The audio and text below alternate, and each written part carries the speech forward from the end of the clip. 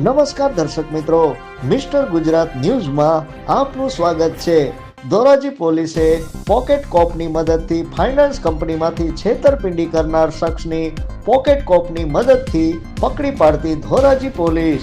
મણપુરમાં finance Dhoraji શાખામાંથી 1,25,000 તેમજ IFL financial Junagadh શાખામાંથી 1,24,852ની એમ કુલ 2,49,852ની છેતરપિંડી કરનાર ઈસમને પકડી પાડ્યો હતો। આરોપી દ્વારા જુનાગઢની HDFC બેંકમાં 26.1 ગ્રામ સોનું ગીરવે મૂકી ત્યારબાદ વ્યાજ વધુ હોવાનું કહી મણપુરમ ફાઇનાન્સમાં તેમજ IFL ફાઇનાન્સ કંપનીમાંથી ગોલ્ડ મૂકવાનું કહી બંને ફાઇનાન્સ કંપનીમાંથી કુલ ₹2,49,852 રૂપિયાની ગોલ્ડ લોન છેતરપિંડી કરેલ હોય મણપુરમ ફાઇનાન્સ કંપનીના બ્રાન્ચ મેનેજરની ફરિયાદથી આરોપી જુનાગઢથી પકડી પાડી કાયદેસરની કાર્યવાહી હાથ કરેલ।